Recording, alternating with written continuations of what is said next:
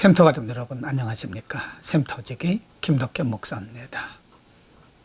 오늘은 이사야서 14장 1절에서 13절을 본문으로 말씀을 나누겠습니다. 13장에서 우리가 공부했듯이 하나님은 한때 유다 백성들을 통치하고 포로로 잡아갔던 바벨론의 멸망에 대해서 분명하고도 확실하게 경고하고 있습니다.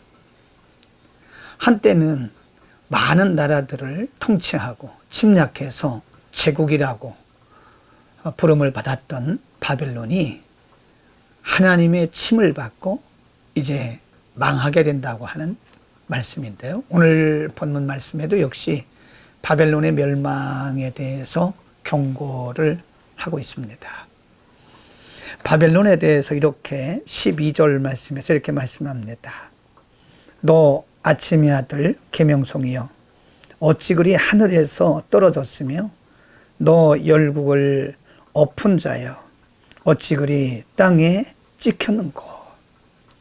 한때는 계명성처럼 빛나는 별처럼 또 한때는 열국을 많이 통치하고 엎었던 그런 바벨론이 이제 곧 망한다고 하는 말씀을 의미하는 거죠. 13절에 보면 내가 내 마음에 이르기를 내가 하늘에 올라 하나님의 뭇별 위에 나의 보좌를 높이리라. 내가 북극 지폐의 산 위에 좌정하리라. 14절 말씀에 보면 가장 높은 구름에 올라 지극히 높은 자와 비기리라. 이만큼 교만하고 거만했던 하늘 높은 줄 모르고 기고만장했던 바벨론이 곧 하나님의 침을 받고 멸망한다는 사실을 경고하고 예고하고 있는 것입니다. 3절 말씀도 보면 여호와께서 너를 슬픔과 곤고와 및 너의 수고하는 그 고역에서 놓으시고 안식을 주시는 날에 너는 바벨론 왕에 대하여 이 노래를 지어 이르기를 학대하던 자가 어찌 그리 그쳤고 또 강포한 송이 어찌 그리 패하였는고. 여호와께서 어찌하여 악인의 몽둥이와 패권자의 호를 찍으셨는고 라고 어느 날 갑자기 예상하지 못했던 바벨론의 멸망이 다가올 것을 의미하고 있는 것입니다.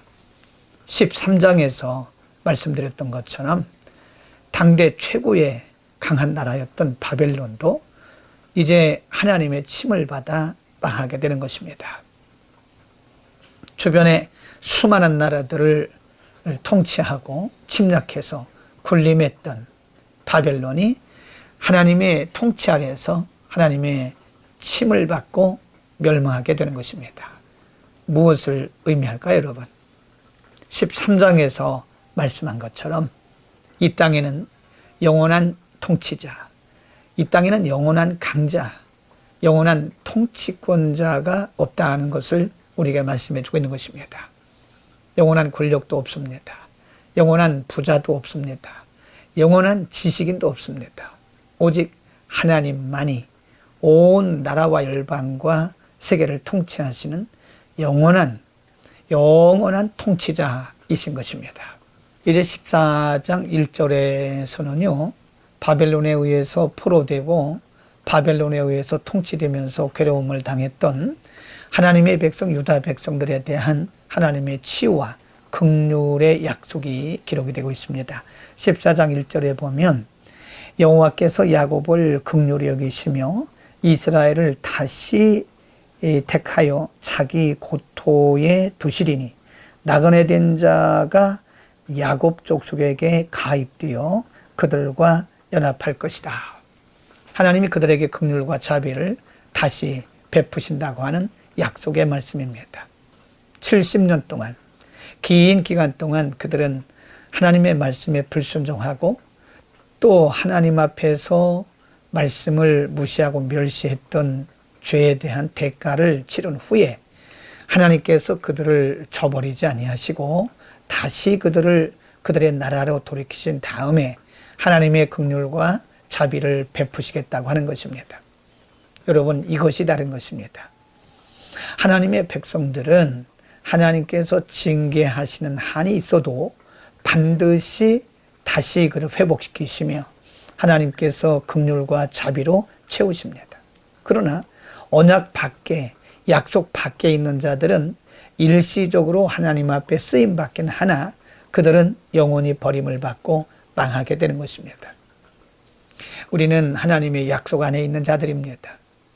물론 우리가 의도적으로 하나님의 약속을 저버리고 말씀을 무시하고 불순종해서는 안 되지만 인간이기 때문에 우리가 말씀을 떠나기도 하고 때로는 믿음이 연약해지기도 하고 때로는 불순종하기도 합니다. 하나님은 우리를 사랑하시기 때문에 그럴 때마다 하나님 징계를 하십니다. 바른 길로 인도하시기 위한 하나님의 방법입니다.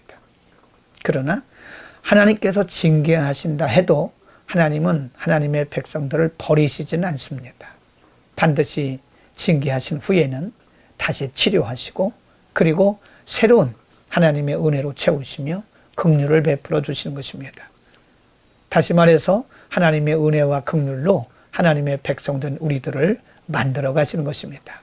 말씀과 성령으로 우리를 만들어 가시는 하나님이십니다. 그래서 모든 것들이 합력해서 우리를 온전케 하신다고 하는 그 하나님의 말씀이 우리의 삶의 현장 가운데에서 현실화되는 것입니다. 우리를 만들어 가시는 하나님, 우리를 온전케 하시는 하나님, 아버지라 부른즉 오늘도 우리가 하나님을 신뢰하면서 겸손하게 온유하게 하나님 말씀대로 살아가는 복된 하루가 되기를 축복합니다. 기도하겠습니다.